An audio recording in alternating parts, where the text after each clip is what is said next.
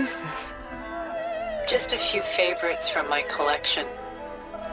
Rescued and stored here just before I went off-world.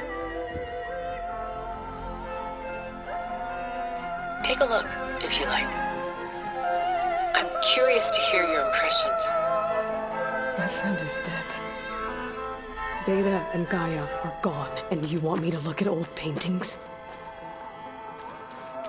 Don't be so quick to dismiss the comfort we can find in art, or the insight we might gain.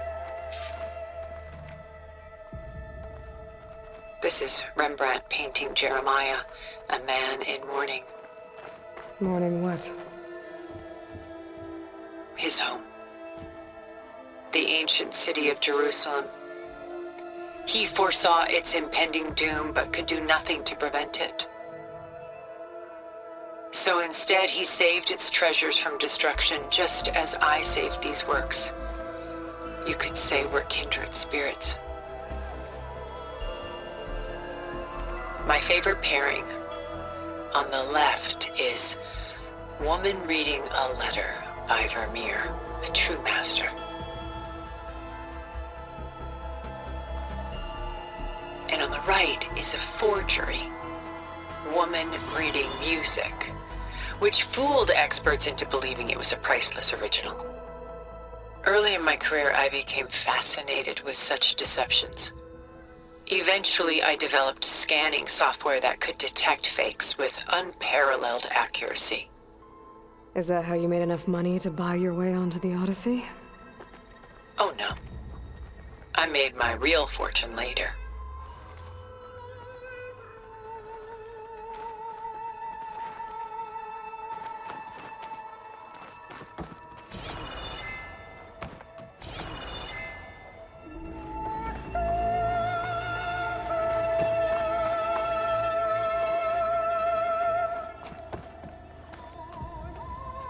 Selene and Endymion. She's the goddess of the moon, whereas he's a simple shepherd. Beside her is the god of love, Cupid. So she's sneaking up on him? More like visiting him in secret. The torch that Cupid bears represents Selene's undying infatuation with him. Though the two must remain apart, her love will forever burn.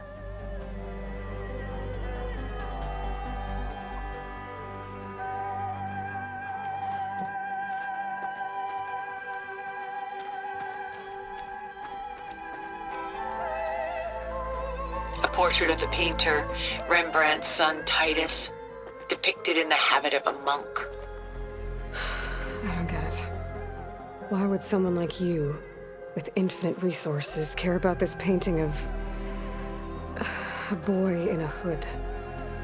It's not the image itself, but the feeling it conveys.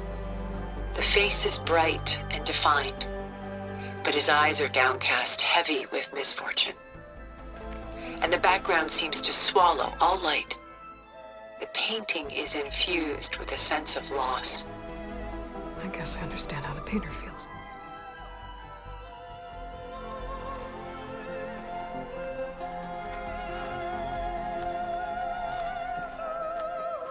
Rembrandt's The Night Watch, by far the most famous painting my homeland ever produced. It was commissioned to honor a militia made up of influential citizens. I guess you must have been an influential citizen. In my day. But not as influential as you've been in this new world.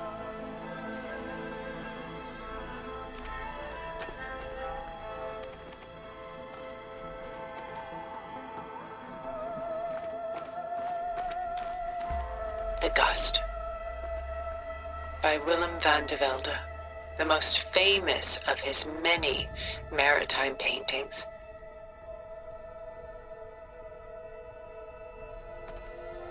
A ship crossing into the unknown. I guess you're familiar with that. Indeed, which is why I appreciate this composition in particular. Though waves and wind threaten to destroy the ship, it perseveres, clinging to the light even as darkness closes in all around it.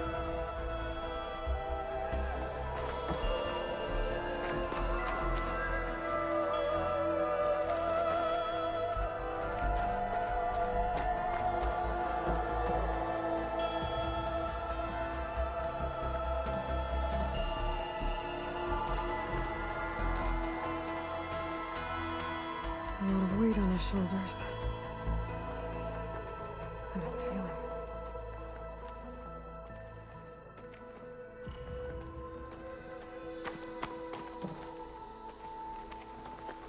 Stunning, isn't it? Paintings weren't the only masterpieces of my people's golden age. This is Von Vianen's lidded ewer, molded from a single sheet of silver. What was it for? How like Elizabeth you are.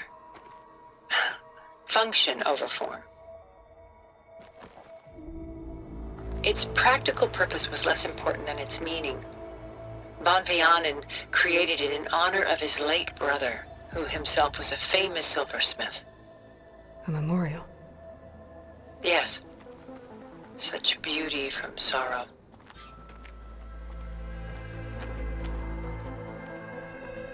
She's pulling out her own hair. Out of madness, out of grief. It's hard to watch her suffer.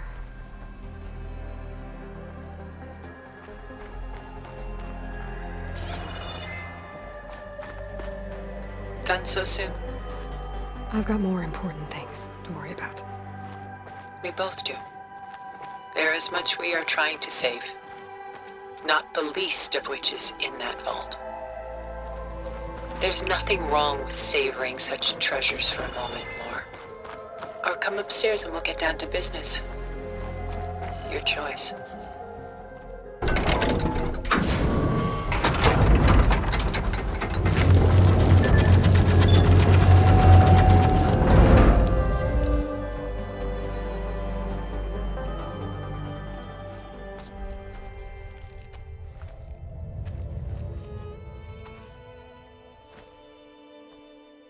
There you are.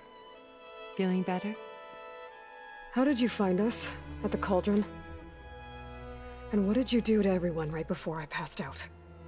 All business, I see. Well, suffice it to say we were keeping a very close eye on Hephaestus, knowing we would need it at some point.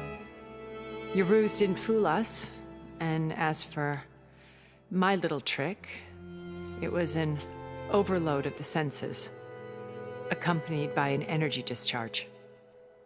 Gerard and Eric were only momentarily disoriented due to their shields, but it rendered you unconscious while I got you out. Perhaps some breakfast might steady you a bit?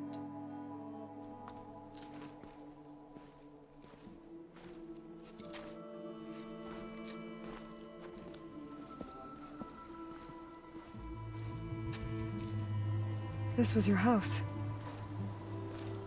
The one you recreated for Beta, in the data channel you shared. How perceptive of you. Please, this way. After everything your people have done, you think I'm just gonna sit down and have a chat with you? They're not my people. They never were, and especially not now. You shot off into space with them, and lived with them for 1,000 years before coming back. So what made you suddenly turn on them? Quite simply, this. My old focus. You repaired it? But that means you've seen... Incredible things. What you've accomplished in 2 decades of life.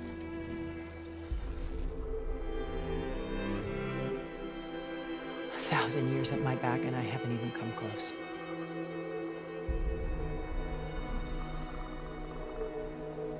I'm sorry if I invaded your privacy, but I had to. In order to understand. To be enlightened. You truly are Elizabeth's blood. With her drive, her sense of mission, her integrity. Watching all this shamed me for the company that I've kept. Having seen it, all I want is to help you.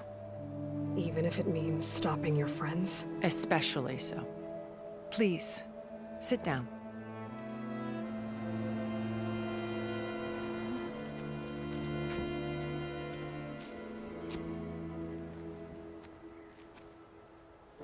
There. That's better. Now, we must recover Beta and Gaia at all costs. By now, you must know that Gerard intends to use Gaia to reboot the Earth's biosphere, remaking this world to specifications that would only suit us immortals. This process will kill every living thing on the planet. He calls it a clean install. Not if I stop him first. Not if we do. And once he and the others are gone, we can work together to fulfill Elizabeth's dream. I'm sure Beta told you that there's a build of the Apollo database on board our ship. A complete collection of human knowledge. With that and Gaia, we could do everything Elizabeth wanted. Heal the biosphere, educate the people of this world, uplift them. Create the world she imagined. Let's not get ahead of ourselves. From what I've seen, your friends are invincible. I do wish you would stop calling them my friends. And they're not invincible. In fact, a friend of yours has found a way to defeat them. Silence. Oh, he's been a busy bee, building an army powerful enough to crash through Gerard's precious base. Yeah. Regala and her rebels. Even now, she's preparing a final march on the Tenakth capital. When she wins, she'll have the entire tribe under her control. Hundreds of warriors and machines to throw at the base. She's been duped. They'll all perish, of course. But it should be enough to break Gerard's defenses and allow Silence to kill him. Along with all the others. Using the new weapon he's developed. Yes, he's found a way to circumvent our shields. Truly an exceptional man. He's planned for everything. Except you and me. You see, while his army is battering down Gerard's doors, you and I will sneak in through a back way. One that only I know about. While Silence and my friends are busy battling each other, we'll take back Beta and Gaia. I told you I want to help you. I mean it.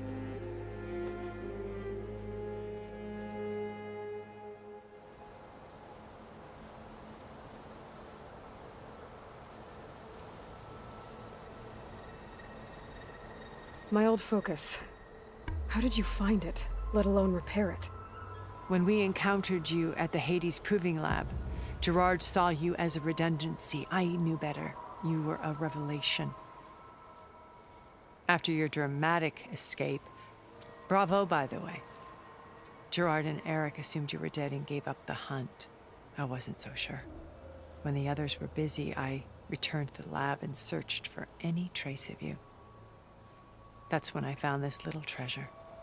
Not easy to repair, but certainly worth the effort. As I watched your life unfold, you were like a splash of color on a worn canvas. What Liz was, and more. Did you show it to the others?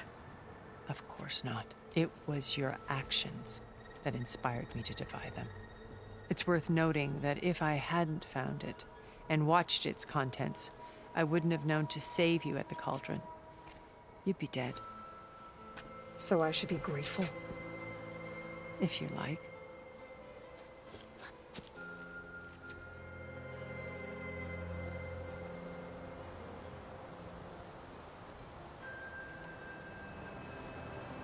So you know all about me. What about you? What would you like to know? Well, start with your life on Earth. When I was 8, terrorists flooded my home city. Thousands drowned, my parents included. I was one of the few who survived. My guardian sent me to boarding school. Among my peers, I was the strange girl, the orphan to be avoided. All because of circumstances beyond my control. Oh. So we're a lot alike, huh? Aren't we? You were an outcast. But you didn't let that stop you from getting what you needed. Neither did I. I climbed my way out of desolation and used my wits to build a fortune. First, from the technical analysis of art and the detection of forgeries. Profitable expertise in those days. But as it turned out, the software I developed was even more useful for counterintelligence. From there, it was only a short step to gathering extremely valuable intelligence on my own. You were a spy? More like a service one could turn to for information. I had to remain anonymous, of course, to protect my privacy. But despite that anonymity, Far Zenith inevitably sought me out.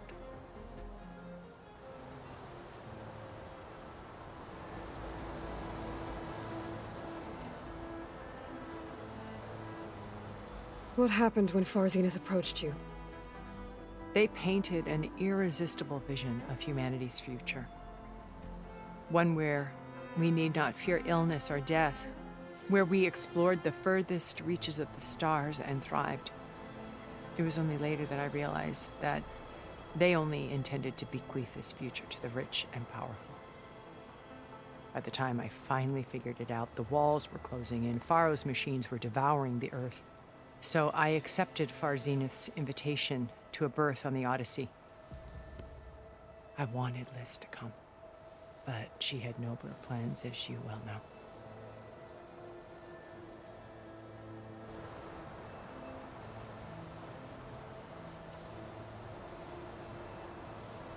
So you didn't know the other Zeniths were monsters until it was too late? I knew some of them were, certainly. It wasn't until we were off-planet that I understood the true scope of their greed. I was grateful to simply be alive, but the others became obsessed with a kind of effortless immortality.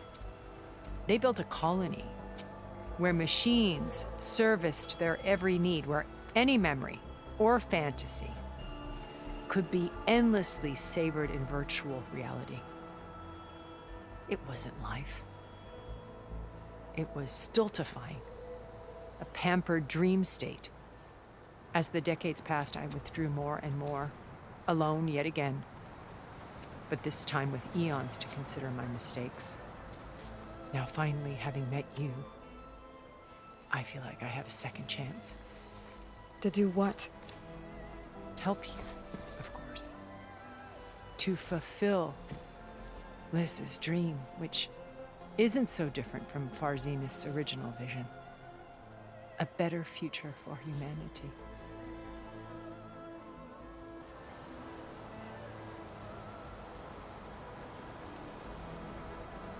You said Beta is not in urgent danger, so what are the Zeniths doing to her? Putting her to work. Merging Hephaestus with Gaia.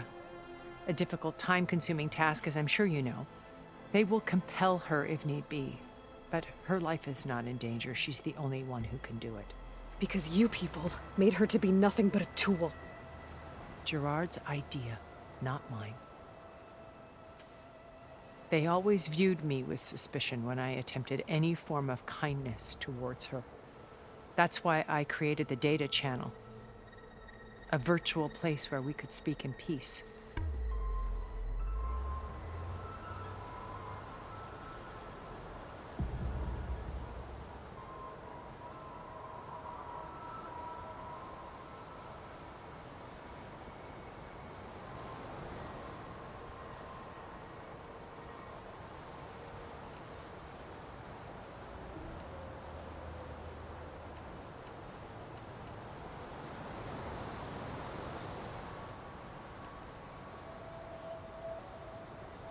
So this channel you shared with Beta, none of the other Zeniths ever found out about it? Gerard believes he's the most cunning of all of us. Even after 1,000 years, he still can't imagine that I would outwit him. The channel allowed me to interact with Beta away from their mistrustful eyes. It offered us a chance to be ourselves. Until you cut off all contact. Yes, though it pained me. I was worried that our meetings would do her more harm than good. She felt like you tossed her aside. I was afraid the others would find out and punish her. She may not have had the comforts of friendship anymore, but at least I ensured she was safe. I know it seems harsh, but you must believe that her well-being has always been paramount to me.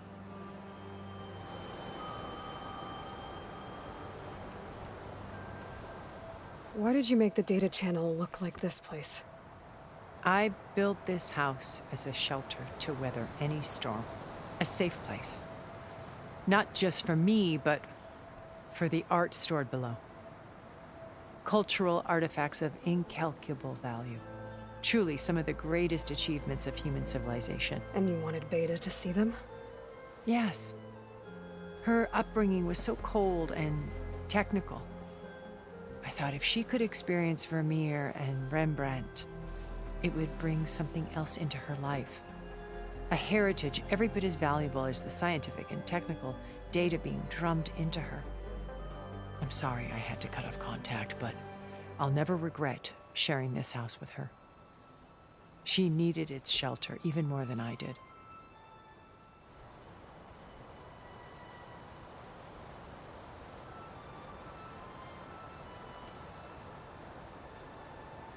Beta told me your colony was destroyed. That you came back to Earth because you had nowhere else to go. It's true. After we reached our destination, a planet in the Sirius star system, we spent decades building a new home. The physical constraints of Earth, the boundaries of mortality, gone. To think of what we could have done with it. It might have been a utopia. Instead, we stagnated, absorbed in effortless comforts and virtual realities. It took a cataclysm to finally yank us out of our stupor. What happened? A massive geological event. We knew of instabilities in the planet core, but we underestimated them. By the time the collapse was upon us, it was too late to stop it. Only a few of us made it to the ship in time. We set course for Earth, the only safe harbor left to us. Which you decided to make unsafe for anyone else. Not me. Gerard.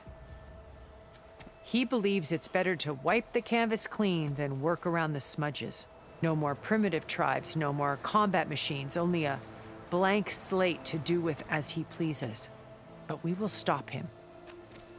All we have to do is get into that base.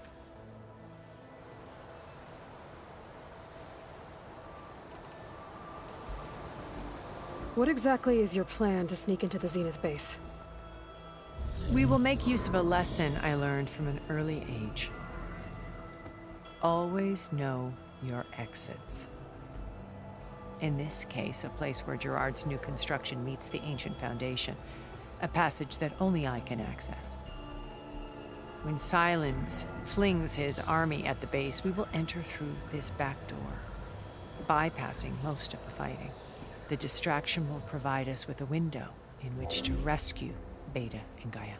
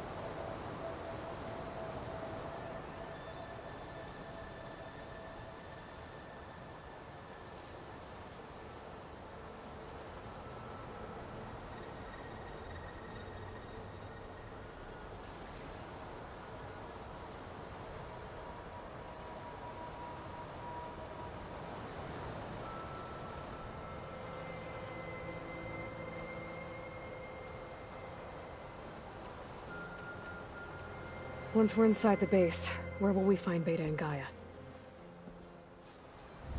Here, in the command center. By then, Gaia will have been reunited with all of its subordinate functions, including Hephaestus. What about the Alpha build of Apollo on your ship? A simple matter of recovery, once the others have been dealt with. With that in hand, we'll have everything we need to make this world as it should be. How do you know about Silence's plan? He isn't the only one adept at spyware. You hacked his focus? No, he's too careful for that. But his subordinates? Not so much. He gave additional focuses to the tribals he branded the Sons of Prometheus. The ones working with Regalla. By tapping their focuses, I learned about most of his dealings. The distribution of override technology, the arming of Tenakth rebels, and the secret pact with Regalla to attack Gerard's base. But how did he come up with a weapon that can take down your shields? That's the one thing I haven't been able to figure out, but however he did it, I'm quite certain it will work. With it and the Tenakth army, victory seems to be within his grasp. Such a shame he'll be disappointed.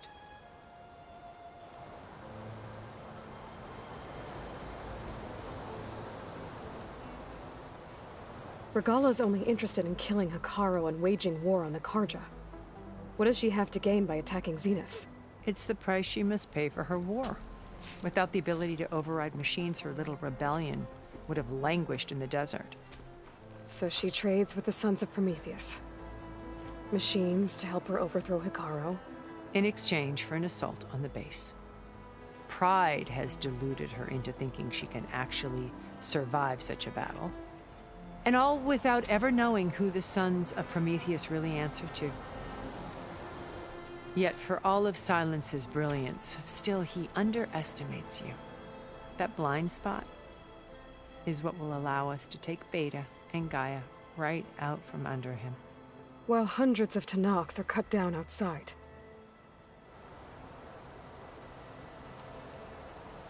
So you knew Elizabeth. What was she like? Liz was everything she was. I see in you. And more. Your ingenuity, your determination, your moral compass.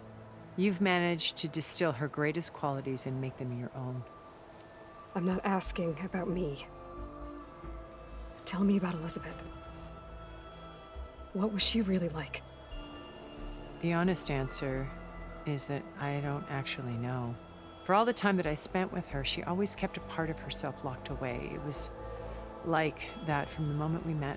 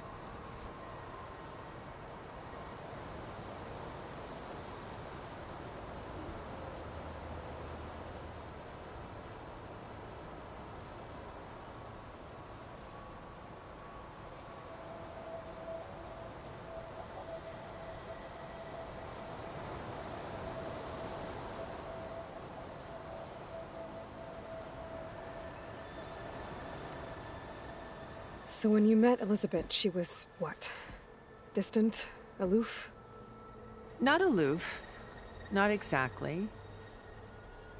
It was a summit in Paris about machine learning, a touchy subject in those days, because regulatory authorities were just starting to clamp down on AIs.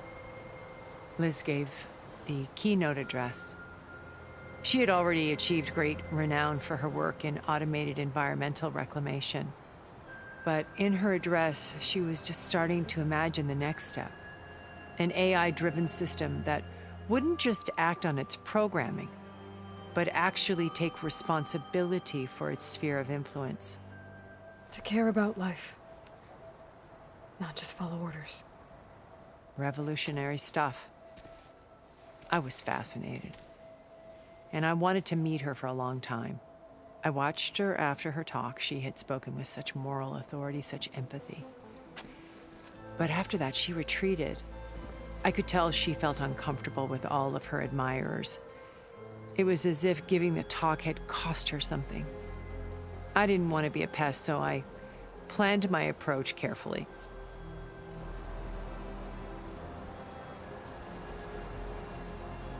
So how did you finally approach Elizabeth after her talk?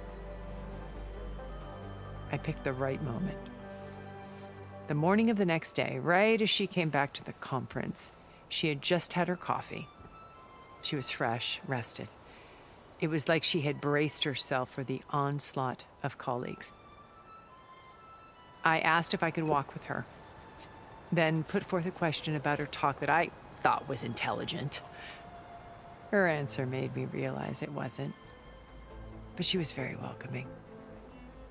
Almost as if we were previously acquainted.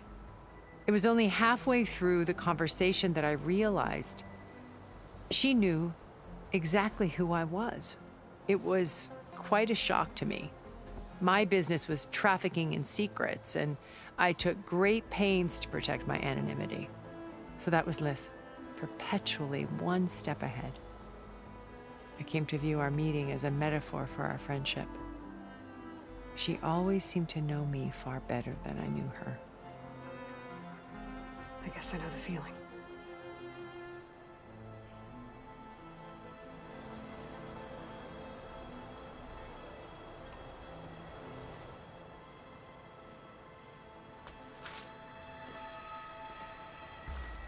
First Varl. Now Hekarro and the Tenakth. Your plan would wipe out an entire tribe. There has to be another way.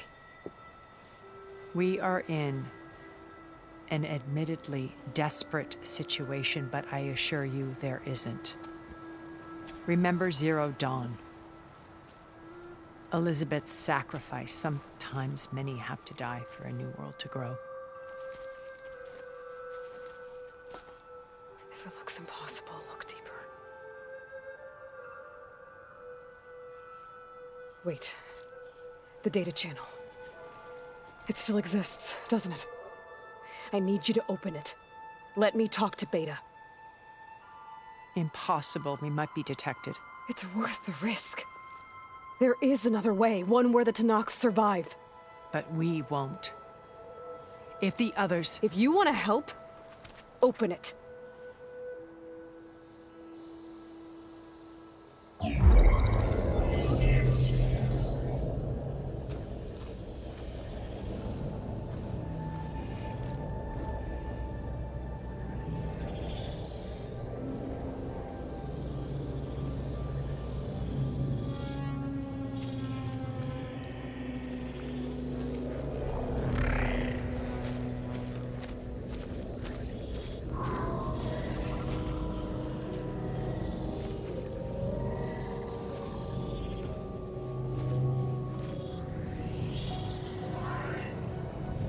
What are they doing to her?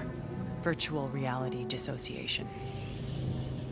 The manual merge of Hephaestus will take hours upon hours of tedious micromanagement. If she resists the work, they run simulations to induce feelings of isolation and despair. Beta, can you hear me? You're alive. They're watching me. I can't hold up this extra projection for long. You should have killed me. No. No, look at me. I'm coming for you. I promise. Okay? I just need you to hold out a little while longer and work on the merge.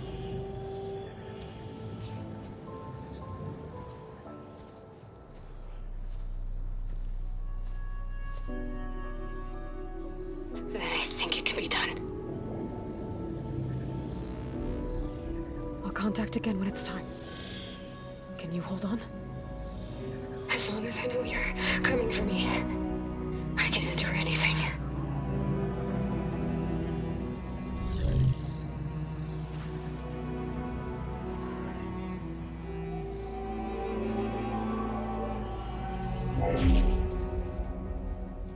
All right. I did as you asked. Now I think you need to tell me what you're planning. I'm going to take Sylens' army away. I don't need it. Only the weapon he made to penetrate your shields. And how do you propose to get it? Ask him nicely? Without Regalla and her rebels, he won't have a choice. We'll be his only option. Only option for what? What did you tell her? That is between me and my sister. Will be Sylens' only option for crashing that base. I'll tell you the rest later. But first, there are a couple of things I have to do. Oh. And what are those? Lay my friend to rest. And then I'm going to use the override that Beta gave me at Gemini to put an end to Regalla's rebellion. From the air. Wait. Since you insist on doing things your way, I know of something that will truly help you make a grand entrance with the Tenakth. The ancient Horus Titans still possess electromagnetic energy cells as part of their arsenal. Drop one of those on Regalla's army and they'll receive quite a surprise.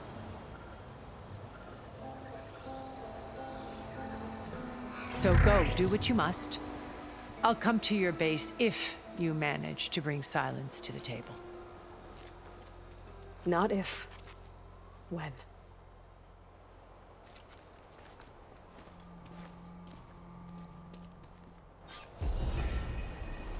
Erend, are you there? Aloy! Aloy, is that really you? Yeah, it's me. Where's everyone else? We're all... We're back at base. What happened? It might be easier to explain in person.